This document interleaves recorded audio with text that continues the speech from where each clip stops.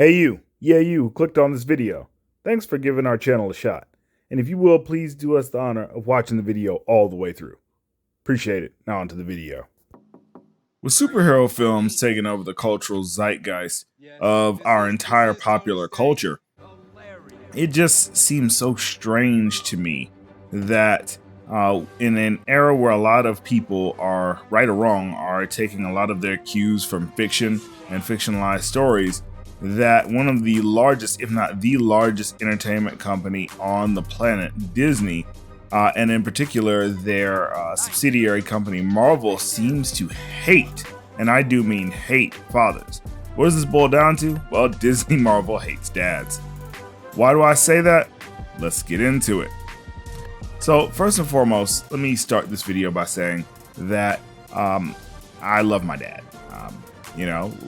He taught me a lot about how to be a man, about how to be responsible, about how to be a father.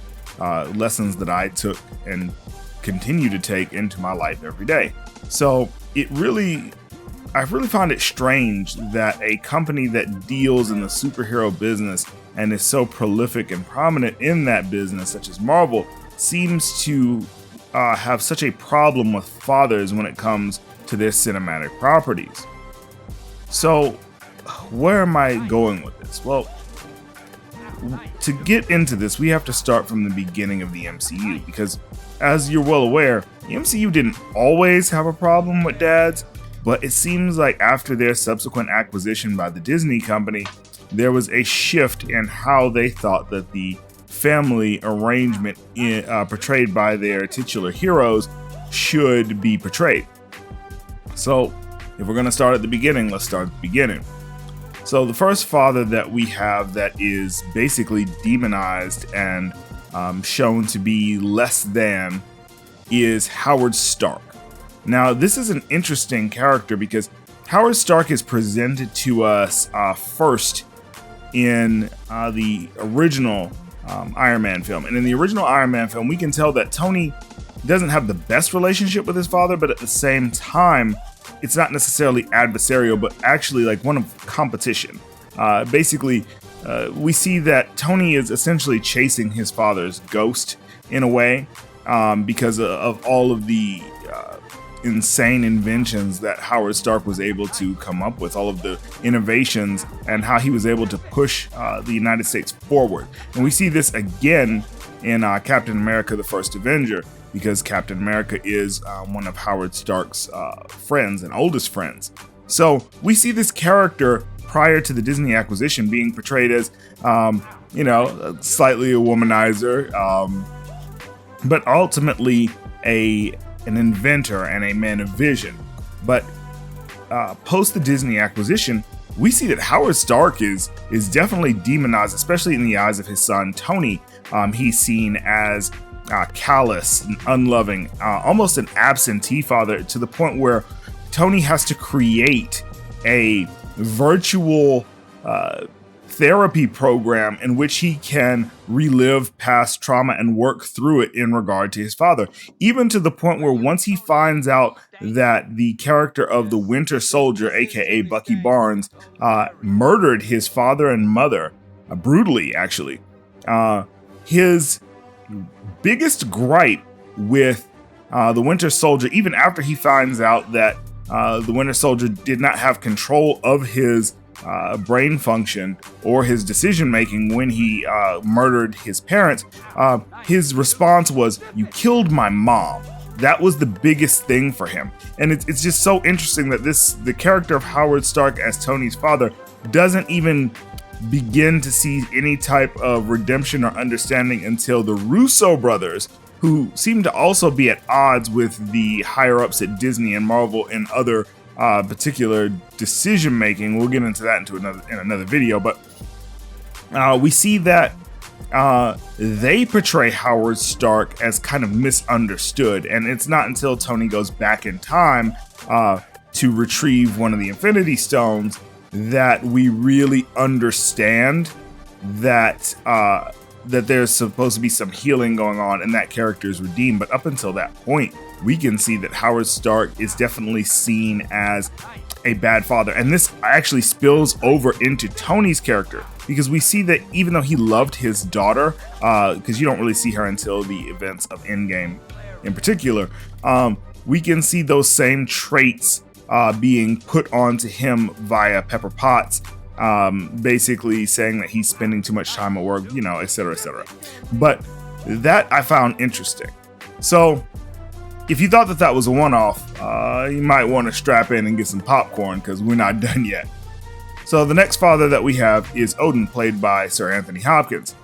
And Odin, at first, and again, this is pre-acquisition, is seen as a dutiful father who wants to teach his sons lessons so that they can become responsible adult men and rulers of Asgard. In particular, we find out that he is very disappointed in his in his son Thor, because Thor does not seem to understand the responsibility that will be upon him once the All-Father takes the long sleep. And we also see that him taking responsibility for basically killing Loki's real parents and then raising him as his own. But as the story goes on, what we see portrayed by Odin is a callous, again, absentee father, even to the point where he is basically accused of abandonment and child abuse by his third child, which nobody seemed to know about, Hela. And that sparks the entire events of Thor Ragnarok. So we see that, again, the father is the catalyst for a lot of misdeeds and villainy going on between one or more of the siblings. And that just, again, it just seems like a event that just keeps going, a recurring event. And in this case, it's also strange because the mother of Thor and Loki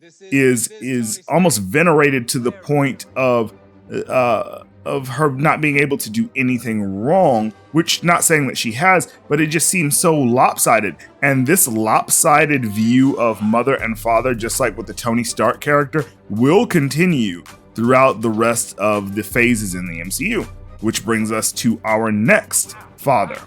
And that is Alexei, aka the Red Guardian, Black Widow's adopted father, or fake father, really, depending on how you really want to think about it. Now, this is an interesting case because this is a blended family in the fact that the Soviet Union basically sent a family of spies to the United States. In particular, Black Widow, her sister, their adopted parents, to basically pose as a real American family in Ohio. Now, what's interesting about this is that once they were discovered, they were then chased by the United States government, in particular the FBI, and they were captured. And, Alexei was captured. And what makes this very interesting is that you see how the links that this person who has no familial bond with these children and this woman who he claims as family has in order for them to escape. Even though he says that it was for the mission and for Mother Russia, we can definitely tell that he had a definite connection to this family. And so when everybody gets back together through the events of the Black Widow film, we see that the sister in particular has a really large axe to grind with Alexei, and both of the daughters do, which adds to this movie not really making any sense, but that's a whole nother deal. So we find out that Alexei was in prison for most of their for the remainder of their childhood up into adulthood, up until they bust him out of prison, and yet they're still able to blame him for a lot of the hardships that they've gone through. Never mind the fact that the mother character is not only responsible for brainwashing the daughter, but also brainwashing countless other girls against their will in order to turn them into child soldiers. But there is no, and I do repeat, no backlash and no accountability given to the mother character, even though her crimes against her children and other children are far and away outweigh Alexei not being there for these children, being that he was incarcerated. So Again, just completely vilifying this character in which he has to somehow redeem himself, yet there is no redemption arc whatsoever for the mother character. She kind of just says, oh, well, I did what I did, and then you have to just kind of accept it, which is crazy to me. Next. Now, this one really kind of just, it's definitely a step too far, and I feel like because of the comedic elements of this franchise in particular, we kind of hand wave away what happened in this movie. And I'm talking in particular about Star-Lord, Peter Quill's father, Ego the Living Planet. And wow. So now we know that James Gunn fancies himself as somewhat of an edgelord, and that's the director of this film, but Jesus Christ. I mean, Ego the Living Planet in this movie, who's played by Kurt Russell, by the way, is basically portrayed as a serial rapist, if you know what I mean. And what makes it strange is that, like, his whole motivation in this movie is to basically try to create children with different women of different species. And also leaving these small seeds behind on all the planets that he visits. And the reason that I say he's a grapist is because he presents himself as something that he's not in order to basically manipulate these women into getting pregnant by him. But none of the children work out until Peter. And, you know, this is just really messed up. Like, his whole character, not only is he, a grapist, but he's also a genocidal maniac. Like, he is insane. And this is the person that Peter Quill was supposed to be looking up to. This is the person that the Ravagers were sent to go and find him and bring him back. So just imagine if his adopted father, who's not really a prize either, but is still way better, his adopted father Yondu actually brought him back to Ego the Living Planet to fulfill Ego's wishes as to having an offspring that would help him in his destruction of all life forms in the galaxy. Like, that would have been insane, right? And this is just another example of how the fathers are treated in these films. And this isn't by accident. I mean, Star-Lord's father in the comics isn't the greatest, but he's not that, So next we move on to Ant-Man, or the second Ant-Man in the MCU, Scott Lang. Now, Scott Lang's character in the comics, to be fair, is a thief. But the way that he is portrayed here is that after he has paid his debt to society, after he has basically is trying to turn his life around, he's consistently having to prove himself to his ex-wife. He's seen as a deadbeat, an absentee father, and just of very little value in his daughter's life. And this is kind of mirrored in the character of Hank Pym, who's also seen as both a neglectful father, absentee, and just all of the bad things. And both of the mothers in these situations are just the bestest ever. Whether we're talking about Hope Van Dyne's mother or we're talking about Scott Lang's daughter's mother, they're both seen as paragons of virtue, and the fathers are pieces of shit that just have to basically climb back up the ladder to prove themselves to be worthy of being fathers. Now, the next example that we have is also a weird one because of how he is framed initially versus how he is portrayed later. So, and again, I credit this to the Russo brothers. So, in Captain America Civil War, we meet the character of King T'Chaka, King T'Challa's, or Prince T'Challa at the time's, father. And he's seen as a dutiful man of honor and principle. And in the Black Panther film, it is then revealed that King T'Chaka is a murderer, a power-hungry despot who orphaned his own nephew and left him to fend for himself, even though he is the king of arguably the richest country on the planet. He completely abandons his nephew and tells nobody, not even his wife, about the situation. So he is literally seen as, goes from being one of the best fathers in the MCU to being trash within the span of 2 movies. And that to me is just insane, right? And so we have this whole exchange between T'Challa and his father, in which he's basically calling his father out in the necropolis, or basically the land of the dead for the Black Panthers. And it's just so interesting how they just had to flip that character, like it just had to happen in such a way to put the father down.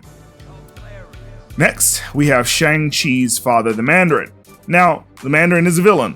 However, the way he's portrayed here is supposed to be sympathetic, but it really just comes off as him being a manipulative abuser who is basically trying to make his children into child soldiers. And yeah, I mean, the less said about this character and this movie in general, the better, because it's really not that good of a movie. But again, always the father. So then we have the fathers who are not vilified, but are rather just cut out of the situation altogether. So we can start with Captain America's father, who we never really hear about or talk about, despite spending a numerous amount of time in Captain America's past, in Captain America: The First Avenger. We have, now this one is kind of really irksome to me, and that is Vision. So we spent all this time in the WandaVision series seeing Vision act out being a father through Wanda's delusion, only to be completely erased out of the equation when it came to the Multiverse of Madness, where we see Wanda trying to basically find another version of her children. But it's so strange that in every version or in every universe that those children exist, somehow Wanda's a single mother and Vision is nowhere to be found, which is insane and makes no sense, because in the WandaVision show, we saw how much Vision cared for and loved those children. So I don't know if this was an oversight or if whether it was intentional, but it's very telling that, again, fathers do not matter in the MCU. So last but not least, we have one of the more egregious ones. And I don't like this one for a very particular reason. Now, this is Monica Rambeau's father. Now, you would say, well, Monica Rambeau doesn't have a father if you're a normie and know nothing about the comics, but let me tell you that's dead wrong. So in the comics, Monica Rambeau is raised by her father. Literally, he is her custodial parent. He is the one that raises her. And yet he is completely subverted, erased, and replaced by a character named Maria Rambeau, who is then, for the story of Captain Marvel, for that story's sake, to basically emphasize the girl power elements and the MCU elements of that particular story, his character is completely erased from the MCU. And so what happens here is that, for the sake of feminism and expedience, an entire character is taken out of this character's life. Now, I don't know in the Marvels whether or not they're going to try to pull like a gotcha and maybe, make the Blue Marvel her father, which would explain why she has powers, because the explanation given currently just doesn't make any sense. But until that point, again, another erased father, just completely taken out of the equation. And so this is my real reasoning as to why I think that Disney, Disney Marvel in particular, hates dads. You guys tell me what you thought about this in the comment section, whether you think I'm completely off base. But again, DC doesn't have these problems, but they have their own problems. So we'll get into that in a separate video. But it's just very strange that the House of Ideas can't seem to conceive of the idea of having dads in their films. So again, let me know what you guys thought about this in the comments section. We'll see you on the next one. 8-Bit Heroes out. Peace. If you'd like to get a shout out on the channel, then hit that like button, maybe share it with a couple of friends, and do us the biggest honor of all, and subscribe to the channel so you can join the 8-Bit Heroes family. And while you're at it, hit that bell icon so you can be notified when our new videos come out.